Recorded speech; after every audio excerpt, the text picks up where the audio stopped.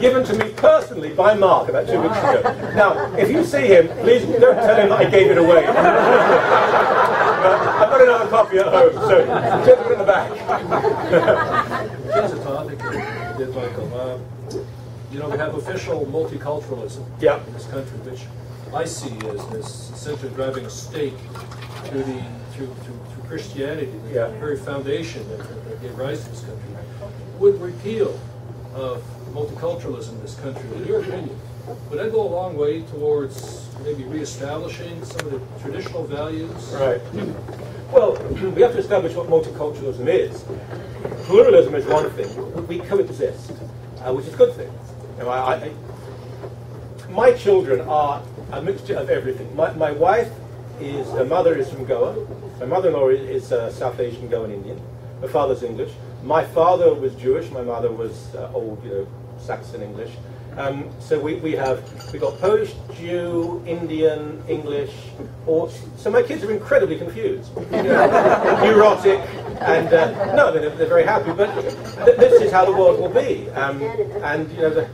Let's face it, the most beautiful people in the world are of mixed race. Haven't you noticed that? Why do you think English people are so ugly? This is how the world will be, and anyone who objects to that's racism, and that's something which is repugnant and contrary to Christian values. But multiculturalism, and what that's come to mean is an enforced policy, and that's something different. People coexist naturally, and if they want to live in their own little areas, that's not really my business. But I do have a right to say you will speak one of the official languages of this country, say English, you will speak one of the official languages of this country, and you will respect the traditions of Canada. So you won't come to Canada and try and change how we are. And people may lose their Christian faith. I will work as an individual to try and stop that, but they have the perfect right in a Christian structured nation to not believe anymore. Unlike Islam, where you're not allowed to do that. But multiculturalism, and I blame not only Trudeau, but Trudeau, who is one of my real hate figures. I haven't said I really detest that man.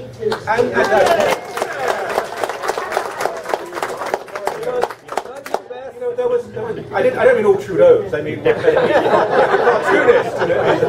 But this arrogant, sport little man, and his ridiculous son, who may have been a half-talented drama teacher, I don't know, but he's a bloody awful MP.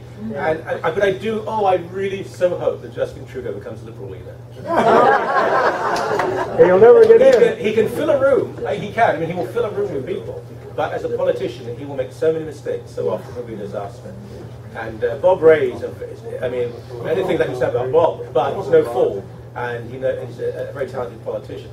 But Trudeau, I did a couple of years ago, 2 or 3 years ago, CBC, forgive me, they had this, what was it called? It was a new year, and it was sort of an IQ, test the nation's IQ. And they asked me to be part of the religion team. And that in itself was great fun, because I went, okay, they had about 8 people in the religion team. They had a lesbian, she was a lesbian United Church woman. They had an Anglican woman minister, who was quite attractive actually, who was quite heavily made up with a short skirt. I have problems with clergy who have a moustache, let alone knee-length boots and a short skirt, but that was okay. They had her. They had some sort of New Age person. I was the only Christian there. And this was the CBC's idea of religion. and I said to her, just a kid, I said, do you not think this is a bit slanted? And she said, well, we want to represent everyone. I said, yeah, but if you have... Look, mainstream Christianity of religious people in Canada is about 75%. Okay? You have a representing of the team 5%. Don't you think that's really turned like arse upwards? I didn't say that, but she said, oh, really? No, we're doing this. And it was generally a lot of very nice people competing, answering questions. And there were some major, astronauts and rock stars and major hockey players, all getting along. But from the politicians' team and cabinet ministers, there was one person there who wanted to be the centre of attention. And guess who it was? It was little Justin Trudeau! Little Justin Trudeau! And do you think if his name was Kelly or Goldstein or Smith, do you think he'd be an MP? No. He'd be a drama teacher. It's because of Daddy. But Trudeau took what wasn't broken. He took a country that had the third largest navy in 1945, an entire beach at the Normandy landing that had helped so much in defeating Hitlerism, that was an example to the world, that was respected throughout the world, and he took it and said, I'm going to change it. I'm going to reshape this country in my own image. I'm going to play my silly games with that fascist Fidel Castro, and I think the Soviets aren't so bad. I just don't like the Americans. He was a snob, and the Canadian people should be roundly beaten for ever electing that man. And he did so much damage. And bringing people in who he knew would not be part of the Anglo-Saxon, Anglo-Celtic way was a deliberate attempt to dilute, to water down the values that we have. So I blame him for so very much. It's going to be hard. What I do, though, relish is that many new Canadians couldn't care less about multiculturalism. It's the people who cause the problems generally are multi-generational Canadians. It's like Merry Christmas. I've yet to meet, really, someone who takes Islam or Judaism or Hinduism or Buddhism seriously say to me, Happy Holiday. They say Merry Christmas. It's the secular, white, liberal types who say, oh, don't say that. No, it's Happy Holiday. You might offend someone. A friend of mine, I go to a rather conservative Catholic church. There's a fellow I know there who goes to the Latin Mass, very devout, very serious Orthodox Roman Catholic. He volunteers for the Out of the Cold mission to the homeless at Holy Blossom Synagogue, big synagogue in Toronto. And he said to me, he said, you know what, every December, there must be 30 people working at the synagogue. Everyone there says to me, knowing I'm Catholic, Merry Christmas, Merry Christmas. He said, they won't say Happy Holidays to me. They're trying to respect my Catholicism. It's the idiots on the TV with Happy Holidays. Yeah. I said this in my column today. Who's saying Happy Holidays? Who's making you say Happy Holidays? But again, a few people in the chattering classes, and suddenly all the... Because don't trust the market. Don't trust the free market to be on your side. They'll sell anything. You know, I don't look right or left. I look up.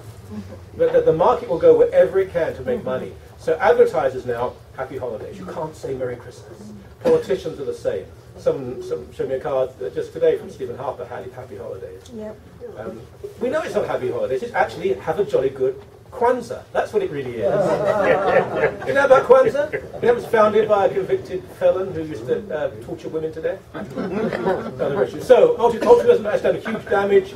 I think it probably has had its day. I think there is a new awakening. And here's a great irony. The growth of Islam has made people in Europe, certainly, rethink who and what they are.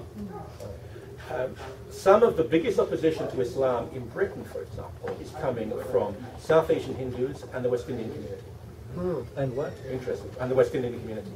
It's not, the English Defence League, which is, I mean, people accuse it of being fascist. It's not. They have a Sikh branch. There are lots of people of ethnic background, if you like, who respect the values we have, and they came to this country because of those values. They don't want to be told by people, no, you don't have to respect them. We want to. It's why we came here. And indeed, the same is true of many Muslims who came to this country because they wanted something different. They wanted to escape a theocracy, and they're being told, no, you should have it, it's fine. Thank you. Next question, please. Hello. Bilingualism. Yes. Well, what's your opinion on official I'm sort of reluctant to even address, because you guys are all experts on it. But this is what I will say, and you're probably aware of this, but in Toronto, we're so sheltered from the reality because we're not even aware it's a major issue. We know. And it's a problem. My contact with when I first, many years ago, before the internet, I would go and buy the Sunday Times newspaper from England at a little corner store on Yonge and Bloor in Toronto. And the guy went out of business because he was being told he had to have everything in French as well as English. And he actually broke down in front of me, cried. He cried. That was back then. Since then, you know, you have these people who want to put their kids in French immersion. They generally tend to be very wealthy people, sure, and they can do whatever they want to do. French is a dying language. It is moribund. It'll still be spoken in France to say, well, it'll probably be Arabic in France before long. But you know, the thing is that English will take over the world.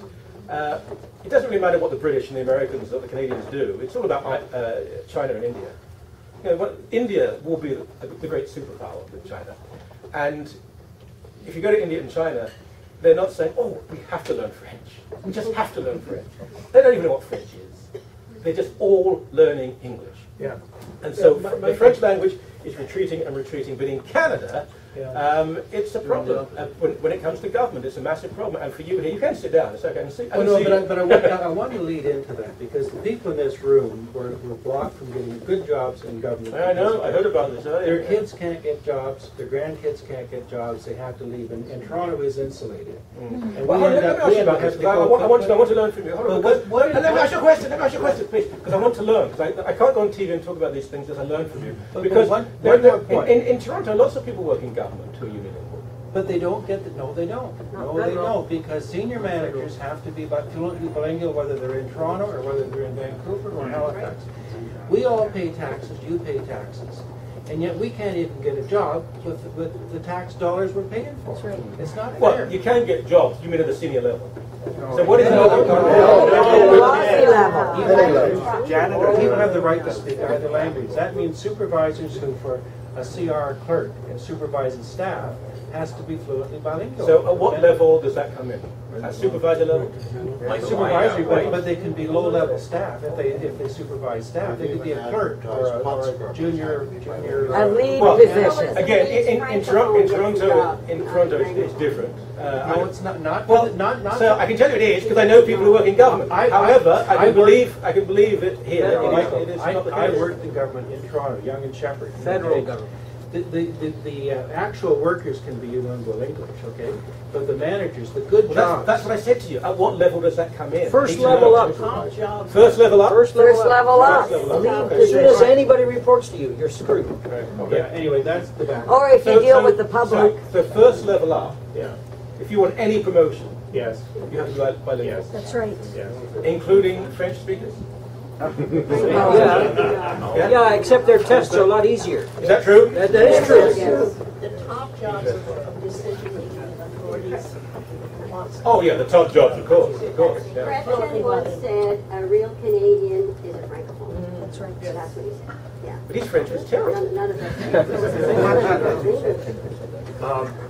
First of all, Michael, thank you so much for being here. It was a pleasure. All of us that are here.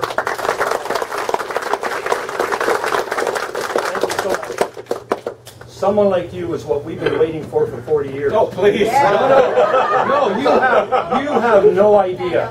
When we talk about this, there are people here. I can look at two other people in this room, and between us we have 120 years of fighting this discrimination against our children. And what we're finding now, it's not only the federal government, Michael. We've got the provincial government that underhandedly in the middle of the night declared 28 jurisdictions bilingual. I know English-speaking nurses in Kingston can't get a job because their French isn't good enough. I know people in Hamilton where there's no French. So what happens is we actually had to let the mayor of Winchester know that this was happening to him and explain to him what was going to happen, and here's what I told him. In the federal government, how it happened was the lower rung workers got their jobs to be bilingual to serve the public. Then they demanded to speak their language to the next level up, and so on and so on and so on, to the point where we now have 65% of human resources departments in our federal government running over, and who are they going to hire? They're going to hire their own. Now we've got a provincial government with the city of Ottawa, right? Now wait a second, we're not even done yet. Because the propaganda and the lies that have been thrown out there for 40 years is now infiltrated into all the private businesses that do business with these people, and they are now putting ceilings on our kids for getting jobs because they think it's the right thing to do. Let me ask you a question. The PC party in Ontario, are they in any way receptive to what you're saying? They're a joke. I know they're a joke. We go to their meetings, they run away. They all run away. There are people in this room that have supported conservative candidates. I know one lady who bought one MP who sits right near Harper, bought him his first suit so he could get elected. And then after he got elected, he changed his name to the French name. And we all know, a lot of people here know who that is. Well, we know. Right? Right? And it was Heather bought him his first suit. And he said he would help us. Pierre Lemieux, I went and had a private meeting with Pierre Lemieux, and I asked him, what are you going to do about the systemic discrimination that is not only affecting this generation of 20-somethings, but is going to go down the line for our grandkids and great-grandkids unabated.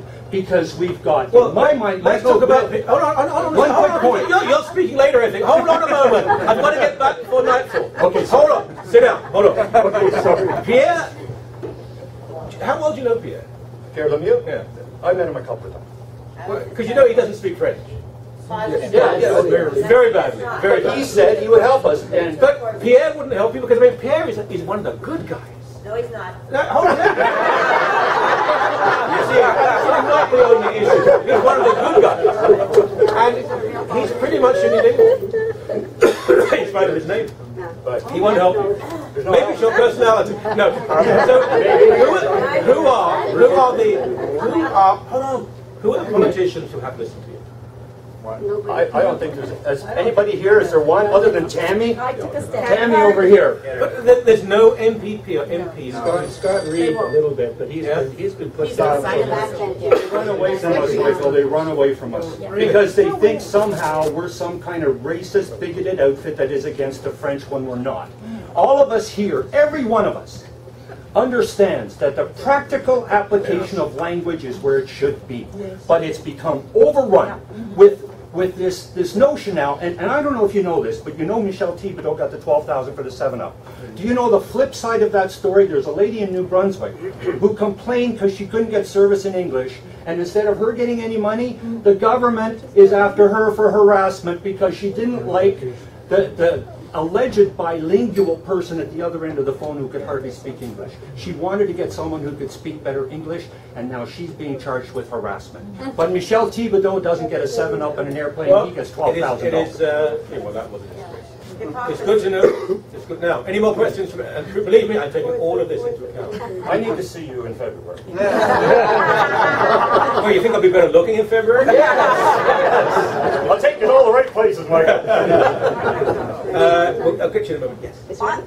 Just the comment to Jurgen out there is that we have become second-class citizens in our own Ontario and Canada. Please understand that. Well, in Eastern Ontario, you're isolated in Toronto here, but this is what these people are speaking is so true.